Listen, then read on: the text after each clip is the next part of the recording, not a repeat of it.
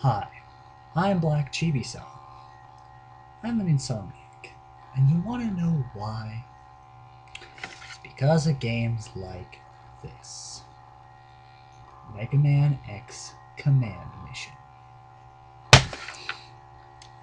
Alright, let's start the story off simply. Somebody at Capcom got a brilliant idea. Hey, you know what sells really well? RPGs. You know what tends to get a very dedicated fan base? RPGs. So, what do we have that already has a dedicated fan base and thus is bound to become an amazing idea for a game? Huh, let's see here.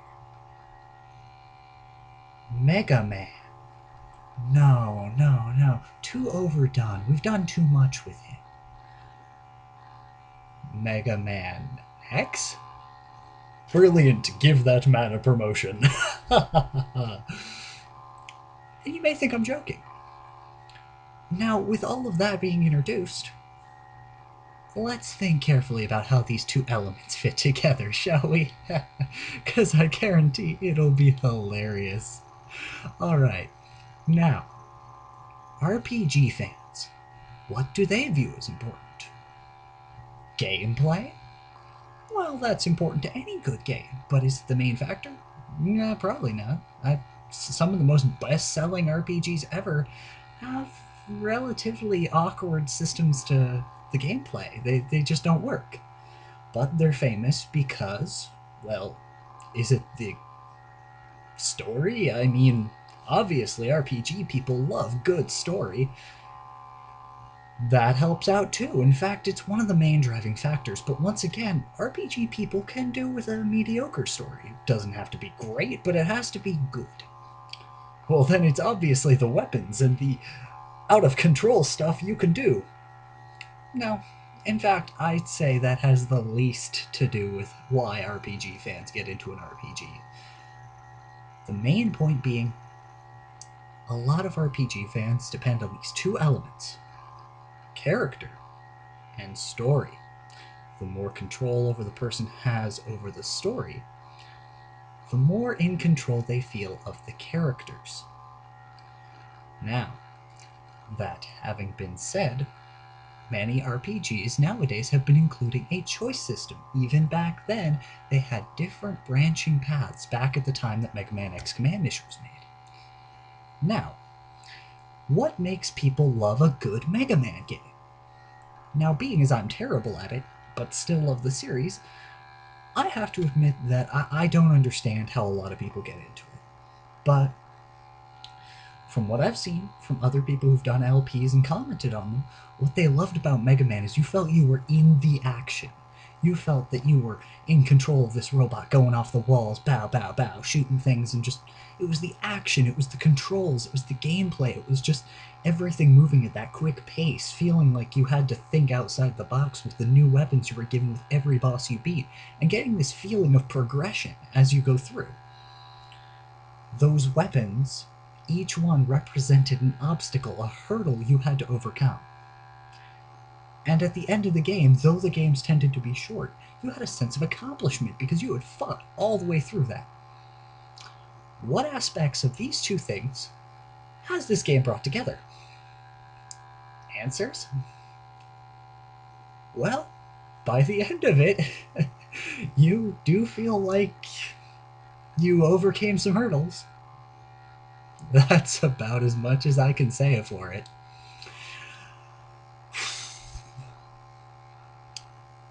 My problems with this game don't just stem from being an RPG fan and not being good at the Mega Man series.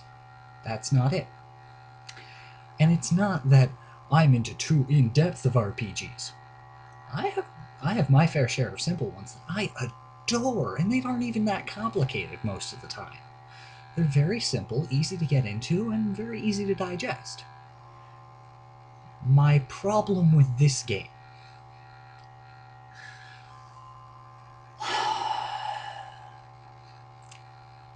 yeah, Well, considering this is a Mega Man game, we'll start with the gameplay first, being as it's what a lot of Mega Man fans complain about. I mean, Mega Man X, yes, it had story, and the story wasn't overly complex. That's why I loved it. I couldn't play it for crap, but I loved it. And some fans have argued that X6 is terrible because of its story. And from what I've seen, even somebody like me who's satisfied with a minimal amount of story calls bull on that canon-wise.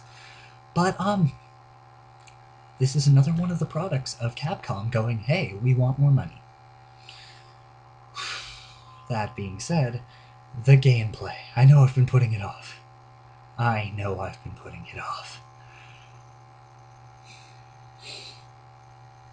The gameplay is mediocre at best at times. There are times it operates well, but for the most part, not so much. The idea of the sub-weapons was brilliant, but you run off a limited amount of energy. Now, in the original Mega Man series, your weapon energy for each given weapon was set, and you had to eat through it, and then you can get pellets to recharge it back. That makes sense. But to start with the fact that you slowly recharge this energy bar thing makes sense with the idea of this reaction command thing they have, an action trigger. Effectively, by pushing the right shoulder button, you can do a super move when you're at 50% weapon energy or more. The problems with this?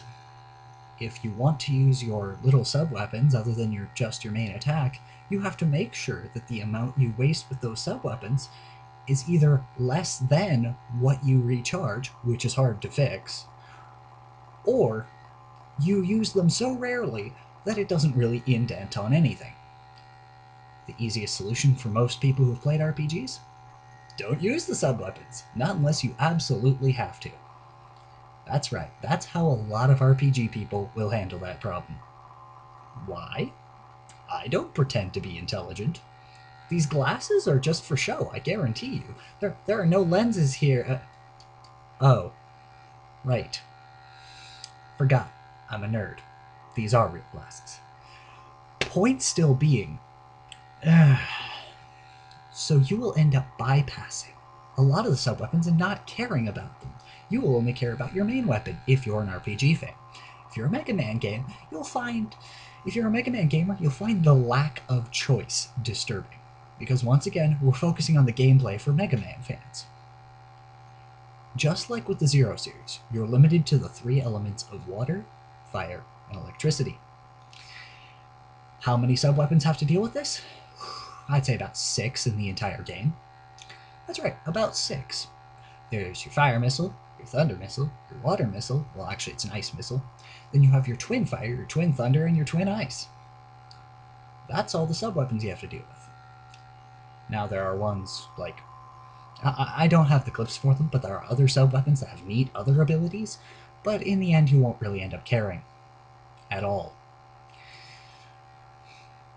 Now, for a mixture between RPG and Mega Man fans, the gameplay, when it comes to items, the only items you get are stat boosting and stat curing items. And stat inflicting items on other people for some reason, I think. I think I saw one at one point. Point still being, what do you get off that? Absolutely nothing. There are no healing potions. No way to stock up for that big tough boss that's been giving you a real pain in the neck. Oh yeah, there's elemental damage inflicting things, but if you save those up for one boss that's horribly weak to them, then by the time you get around to, I want to say it's boss 4, Incentus, who can change his element at will, you are horribly ruined. Why? Because as I said, he can change his element at will. I do not have clips. I wish I had the patience to go back through and show you, but I don't. And the only way I can get through with my New Game Plus data is to beat the secret bosses, which there's no way I'm doing. I am not beating the final secret bosses, just now. If I could cheese my way through, oh, you bet I would, but no. Anyway. So, what do you have instead of healing potions? You have a Mega Man reference. That's right, A Mega Man reference. Sub-tanks. However, unlike normal Mega Man, you don't get to just collect a whole sub-tank. And just like an RPG fan, you don't get the amount you need by the time you get around to some of the bosses. So you have to BS your way through using items. Yep. You have to find 4, count them, 4 tank parts to get one whole tank. Currently I'm at 9 of them. Wanna know how many I had by the time I got to Incentus? 3. Wanna know how much it costs to heal the entire party after his horribly, horribly wrecking attacks? Costs 1 whole sub-tank. And that's before you have cheap Healy McHeal. Well, before she's useful anyway. Yeah, I have strong opinions on that. Do not get me started on her. Because early in the game, when she's underleveled, she is useless. But she has an action trigger. This action trigger lets her heal your party, your entire party, for free, 10% for every heart.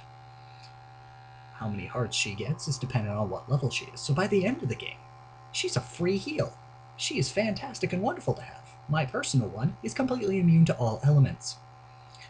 In fact, she absorbs them all. Now the action commands. Just before I get onto the story, because trust me, this is all for the Mega Man fans so far, at least I'm trying to.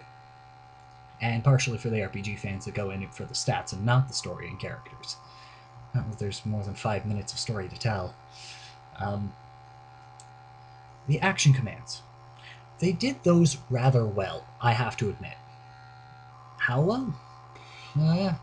Mediocre. They gave Zero sword combos, and then in his secret ultimate form, which... okay, the only 2 characters with an alternate hyper mode, this is just an FYI for you guys, is X and Zero. So by the end of the game, odds are your party will consist of X, Zero, and insert character of choice here. I know, I'm not too pleased about it either. So those make it easy mode. For his easy mode form, we'll call it, you insert the button commands it has as it gives them to you. That's it. And he horribly wrecks things. Horribly. But it's all ice elemental, so you can't just change your element to it whenever. It has to be, it's automatically water elemental as soon as it goes into that form, which means when you have to do a boss rush, those of you who have played Mega Man before, you know that Mega Man does this. They'll recycle bosses and do a boss rush on them. Why?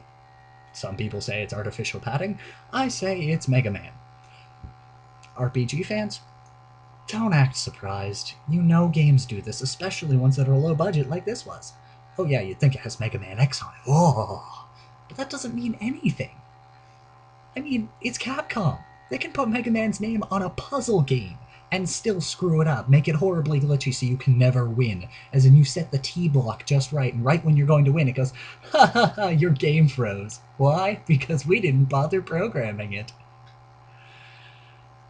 My point still being, that is all I have to say about the gameplay. Everybody has their own unique action triggers, and the only one that's anywhere near cool is spiders. Yeah. Take this, the final card!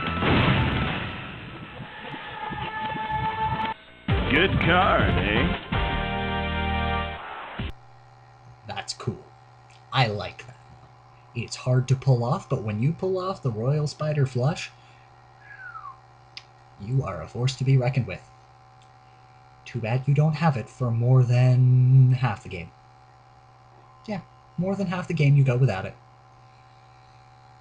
Oh, do you mean the first half? No. I'm talking about the whole second half of the game. You have to go without one of the characters that you've grown to know and love. In fact, the only one. That leads me into the story element for all you RPG fans out there. What is there to be said? Oh, I know. It's Mega Man. There's a story, sure. Am I impressed by it? No. Am I blown away by it? No. Did it make me regret having spent the amount of time I did? Oh yes. Because I go into an RPG for story. Alright, so I'm going to breeze through this story for you. As best I can. Megaman and Zero go to abandoned base with mysterious man that looks evil. They go into base, they get separated, they go up to top of tower, they fight Hippo Boss. They go up to top of tower, find bad guys. Turns out secretly evil guy turns on them. Then Zero supposedly maybe dies. Then X shows up, and supposedly maybe dies. The end of chapter. Chapter 1. Chapter 2 basically consists of la-da-da-da-da bounty hunter, la-da-da-da-da fighting, la-da-da-da-da ID, la-da-da-da emotional scene. What? What? Did I miss someone of importance? Oh, you mean that one guy? What? X, how long did you know him? You knew him for 10 seconds, if that. Maybe even not that. And you suddenly care. Excuse me for being suspicious. I mean, at least Spider has a reason. I mean, that's a reason. Spider gets some character development, and he comes in all awesomely in BA. I mean, everybody I know that's played this game goes, dude, Spider is awesome. I'm like, yeah, I know. So let's get on to the formula, which will pretty much summarize the rest of the story leading up to the one plot twist. Yeah, there's only one in my opinion, because one of them you already saw coming. A mile away, in fact. Because, you know, the end of the game takes place at the beginning of a chapter. Yeah, I know. Anyway. You get introduced to character. Character gets introduction. You go through level a little bit. You find out more about character. Then character gets no more development. Yeah, they get one scene maybe of being, "Rah, how dare you," and then they go back to not really mattering. Yeah, that's the formula. Now, as for, how do I put this? As for the ending, the one plot twist, I'm gonna have to do the lead-in, though. You come out at end of game expecting something to go horribly wrong, and it does, but not necessarily the way you were expecting, unless you're someone like me. Your old boss, Colonel Redips, turns on you. Goody. You go through, you fight off a bunch of people, your boss gets shot. Then well, not Redips, but R, the leader of the rebellion. Not that he matters, he was just a MacGuffin anyway. Same thing as the thing they're chasing, Super-Force Medal. It's secretly MacGuffium. What's MacGuffium, you say? Well, Hitchcock gave birth to a term called MacGuffin, as to replace red herring. Thus, I have turned it into an element. I call it MacGuffium. It's anything the plot demands it to be. Moving forward, you move through blah blah blah, you go through boss rush blah blah blah, then you go up to your boss. This time I'm talking about Redips. You fight Redips. Boring boss battle, but okay, fine. Whatever. You're expecting the big bad to show up any second now, because Redips couldn't possibly be it. You're also expecting Spider to come out of nowhere and... My ears are burning. You monsters.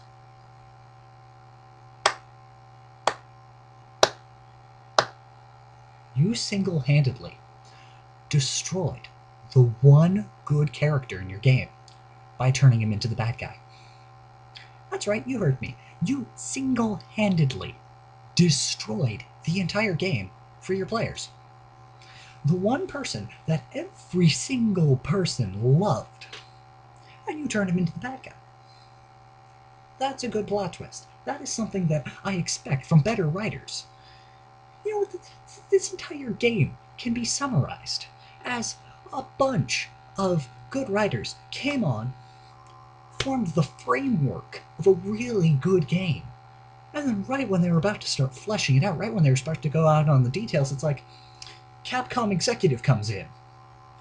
Hello, ladies and gentlemen. I see that you're working on our new Mega Man X RPG. I see that you've set up all the framework. Here, we're going to fire you and give you half the pay we promised you so we can hire these people who are a quarter times as cheap to finish the script. That's right. We wanted to save money, but we also wanted something that would be good enough to show promise, and then disappoint. So please, leave the offices and never return. You heard me. I think Capcom is trying to make too much money. It just gets me, you know? Anybody who's played this game, for the first 2 or 3 chapters, you're thinking, it has to get better than this. It has so much potential. Even RPG players could see both parties going into this saw the potential. We ignored all factors and went, you know what? We see potential of how this could be amazing if done properly. For example, the hyper mode thing, good. That's great. Do something with it. Don't copy the Legend of Dragoon style.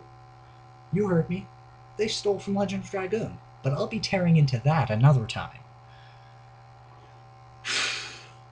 I have no more words for this game. This game, single-handedly, wrecked me. As I went through this game, I kept thinking it has to get better, and after this point in time of no return, where I had realized that I could neither run away with my tail between my legs, nor could I accept that this was ever going to get any good. Right at that point in time, it didn't become a matter of, I want to finish this game because I love it. No. It became a matter of, this game has royally screwed me over so many times. Royally screwed me. So you know what I'm going to do to spite it? I'm going to beat it. Why? Not because I love it, not because I want to know more about the story, no. I want revenge. I want to break this game. I was one of the people who found a way. Now, as for the secret bosses, they are complete BS, and there is no way I'm going through the final chapter over and over and over again just to get through it with clear data. Not gonna happen. I would rather go through bare bones again than have to go against a whole bunch of secret bosses that are just about as broken as Raffle Asian. And people who have played this game know who Raffle Asian is. Yeah, they're about as broken as that, so if you're at the point in time where you have access to Raffle Asian, but you haven't beaten Raffle Asian yet, just give up now. If you have the Tiana key, just put down the controller, break the game in half, and ask for a refund saying your dog ate it. Then ask for a better game. It's games like this. Their existence haunts me, whether it's the fact that I own them or the fact that I've played them. They haunt me. And I think they're part of the reason why I have insomnia. So if you want to do yourself a favor, don't do what I did. Don't get this game, even if it's out of curiosity, even if it's out of good childhood memories like mine was. You see, I had a stepbrother once who owned this game. I pity him now. But at the time, I thought, wow, this is such a unique concept. Wow, this game holds so much potential. You know, the same thing you think getting into it. He, however, was sitting there raging at the Mad Nautilus boss. I didn't record it. Why didn't I record it? Because that boss fight takes too long. And even I don't have the patience to go back through it again. I pity him now. And now, just like everybody else that's beaten this game, I carry its scars with me, sort of like post-traumatic stress disorder. Just the mentioning of Command Mission grates my teeth. Makes me want to chuck a kitten out a first-story window. Why a first-story window? Because this game is not worthy of accidentally hurting a kitten over. That's right. It's bad. It's terrible. But it's so terrible that I wouldn't even give it the time of the day if I ever came across it. In fact, until I decided I was going to do this review, every time I had finished playing the game, I repressed the memories of having played it. This is by far the worst game in my collection. Why do I own it? To remind myself. To remind myself that if you give your money to the companies, they're going to keep making stuff like this. How did I get mine? I got it from a person, not the company, a person off the internet. Somebody else who was a veteran like me who had played through this. It kills me. It really does. The bad writing, the bad character development, the bad story, and the fact that, get this, at the ending itself, all signs of its existence are washed away. This game never gets referenced to ever again in any of the rest of the series. At all. It's almost as if it never existed. Super Force Metal, this great thing that could possibly revolutionize the entire world of Megaman, gone in the blink of an eye. Or to be more exact, an explosion. An explosion that perfectly illustrates the game itself. Sort of like a firework in the sky. Everybody looks up at it and goes, wow, look at the amount of fire up there. The destructive force released into the air in such a wasteful fashion. And then they quickly and promptly forget about it. There's nothing more to say. I've said all I can. I wish I could sit and rant about this, but to give it any more than I've already given it is a waste of my time and yours. This game, obviously, gets a 0 from me. A 0, not like the Mega Man, but like the number. In fact, Zero himself would be ashamed that he shares the same number name as the score this thing gets. If I could go below 0, if I could, dare I say, sub-0, I would be glad, because then at least this thing could be killed. It could be sent into Mortal Kombat to fight off against all these other things, namely Batman, and he would destroy it, and no one would ever be any the wiser. But even if you put it in a ninja costume, it's still a crappy game. Never get this game. Not if you want to sleep soundly. This is Blackchibisan the Insomniac. Get some